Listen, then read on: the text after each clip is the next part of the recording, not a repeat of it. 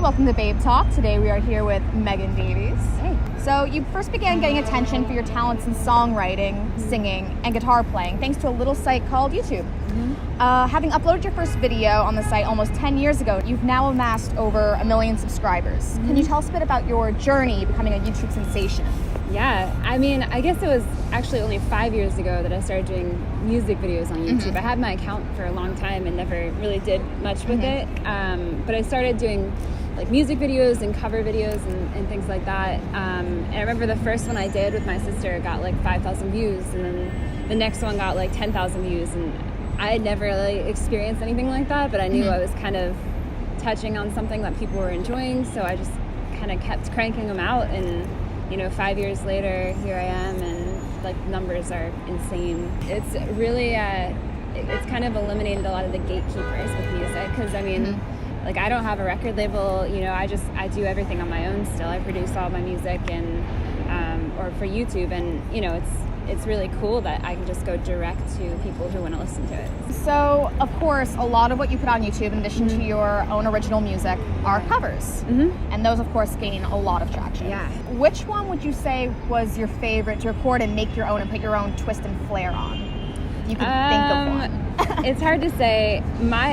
I really like this cover that my sister and I did.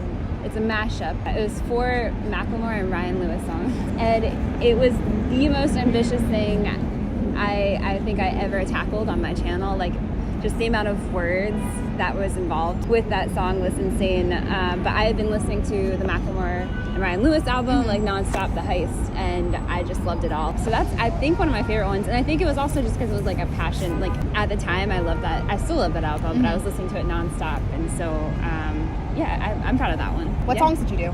We did Can't Hold Us and Thrift Shop, obviously.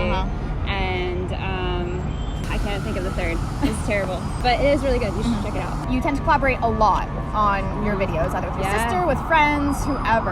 Right. How would you say a sort of collaborative spirit helps sort of inspire and drive you to make these covers? How does it make it different than what everyone else does when they're the sole focus of the cover video? I think working with like friends and family like that, I think there's people can sense that we're having fun. It really is just about, like, I enjoy working with my friends and spending time with my family, and so yeah, it's just kind of a good excuse to work with them on things. Yeah, it's really fun. Your first independent project, the Bad Poetry EP, was released last year and amassed over 500,000 streams to this date.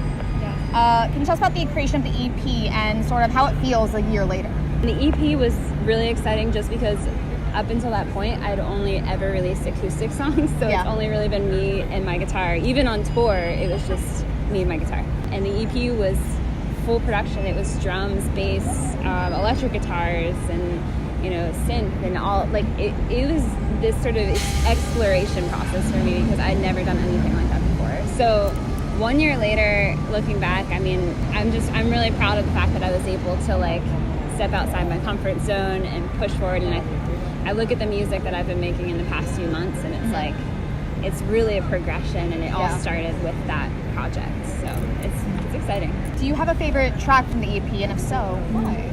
Probably Only Us, I think, is my favorite. I just think it's one of the more honest songs that I've ever written. And yeah, it's just kind of about not living a traditional sort of lifestyle and just embracing what you have. So your new single, Doesn't Matter. It's a strong ballad about putting adolescent experiences such as bullying and, young love that seems like it's the most important thing right now, putting it all in perspective. And overcoming the negative experiences. Can you tell us about how the track came to be? Doesn't Matter was actually written before I did the EP last year. It didn't go on the EP, but it was a song I was playing live constantly, just throughout the year. And the amount of times that, people would come up to me and tell me like that they related to it was just kind of overwhelming. And finally, at the end of the tour I did this past winter, I was like, we have to record this. We have to release this. And it is, in a lot of ways, it's my story. It's about, I suffered from depression in high school, and I think a lot of kids do. And at times it seems like high school will never end, and you'll never get past it. And you know, it's kind of, in a way, a letter to myself. And I just find there's so many people that, you know, have lived different stories but relate to that idea. What was it like making the music video? I mean, the music video, it was the first time I've ever done anything like that, Yeah. like a narrative sort of visual piece. And it was really cool because it was actually the director, Patrick Mason. The story was almost like his story because he heard the song and immediately thought of his story. So, you know, it's not a recreation of my story in any way, shape, or form, but I think it's cool that literally there's so many stories that could be applied to this idea.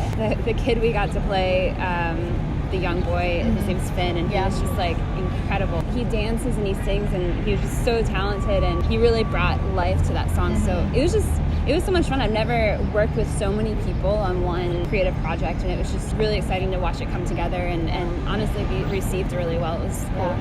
Do you ever think about how you want something to sort of inspire your fans as well?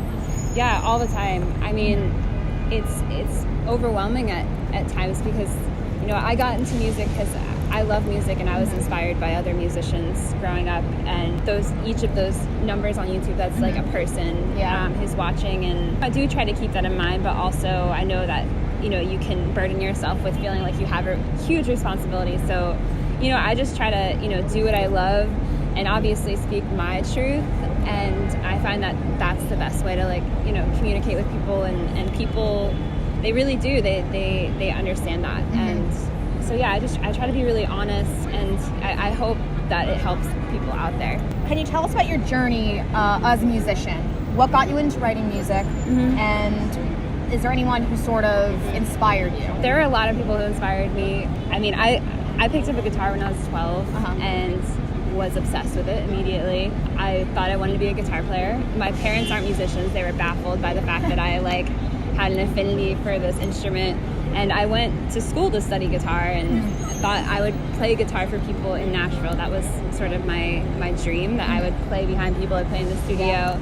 And then midway through my college career, I actually injured my elbow and had to have surgery. Couldn't play for quite a while, and I started writing songs, started like exploring other aspects of music, and really, in a way, it opened a lot of doors for me, because that's when I learned how to record, and I spent time like shooting video and just like being creative in other ways.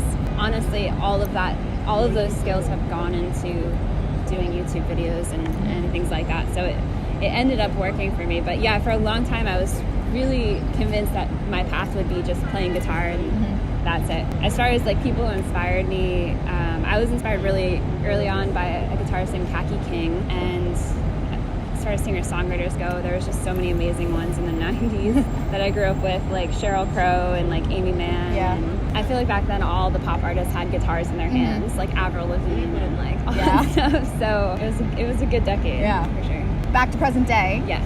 Are there any artists or records you've been listening to a lot lately? Let's see. I mean, I love John Mayer's new single. I've had that like on repeat. He's one of my favorite guitar players, and the way he writes songs, I love it. I really like, as far as new records go, I really like Post Malone a lot. There's something about his voice, and I've watched a few YouTube videos of him just playing on the acoustic guitar, and I love it. He has this style that's just, it's like no one else's. So I really like that too, and I don't know, my Spotify playlist is kind of all over the place, really. But that's, I guess, what's great about streaming. I'm like always in like a Spotify black hole. Like that's what I like to do with my weekends. So just like find new people to listen to. Finally, is there anything you'd like to tell your fans or our readers? Anything we may not know, or anything to expect from you? Subscribe to the YouTube channel. I try to keep that updated with like all my newest songs, and something I'm trying to do more of this year is release things when I make them. You know, for a long time I kind of like held on to songs like they were like incubating and like, you know, just letting them grow, which is important too, but I kind of want to just start sharing things as I make them and feel good about them. And I have a few things on the works right now for the summer that I'm really excited about, so I think you'll be seeing quite a few new releases coming up. All right, we'll be sure to post them for our readers to check out when they come out. Perfect. It's been a pleasure. Yeah, Thank you. Thank you.